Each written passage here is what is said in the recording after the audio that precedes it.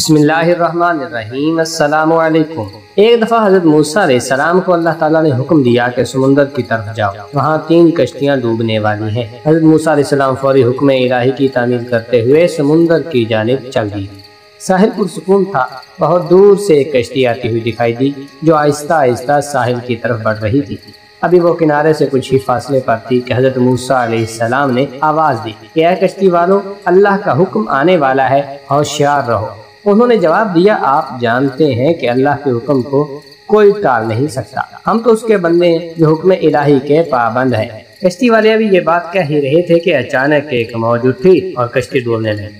سوار اپنے آپ کو بچانے کی کوشش کرنے لگے، اتنے میں ایک اور زبردست موج آئی اور کشتی کو اپنے ساتھ بہا کر سمندر کی تہہ میں لے گئی۔ تھوڑی دیر میں ایک اور کشتی نظر آئی تو حضرت موسیٰ علیہ السلام نے انہیں بھی خبردار کیا اور کہا کہ ذرا محتاط ہو کر آنا۔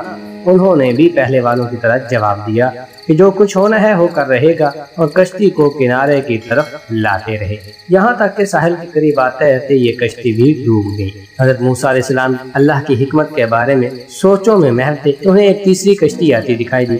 آپ نے حسب سابق اس کشتی والوں کو بھی نصیحت کی کہ دیکھو، اللہ کا حکم آنے والا ہے، اپنے گناہوں کی معافی مانگتے ہوئے ذرا محتاط ہو کر آؤ۔ انہوں نے جواب میں کہا کہ اے اللہ کے نبی، جس طرح آپ سچے ہیں اور اسی طرح اللہ کا حکم بھی اٹل ہے، اسے کوئی نہیں بدل سکتا، لیکن اللہ کی رحمت بھی تو ہے، ہم اس کی رحمت سے کیوں مایوس ہوں؟ لہٰذا ہم اللہ کی رحمت پر بھروسہ کر کے آ رہے ہیں، وہ اپنی رحمت کے صدقے میں ہمیں ضرور امن و سلامتی کے ساتھ کنارے پر پہنچا دے گا۔ کشتی والوں کا یہ جواب سن کر حضرت موسیٰ علیہ السلام خاموش ہو گئے۔ جب کشتی بحفاظت کنارے پر آ لگی تو اللہ کے پیغمبر سوچنے لگے کہ اللہ نے 3 کشتیاں ڈوبنے کا فرمایا تھا، 2 تو ڈوب گئی، لیکن تیسری سلامتی کے ساتھ کنارے آ لگی۔ ارشاد باری تعالیٰ ہوا کہ اے موسیٰ، آپ نے سنا نہیں کہ تیسری کشتی والوں نے کیا کہا؟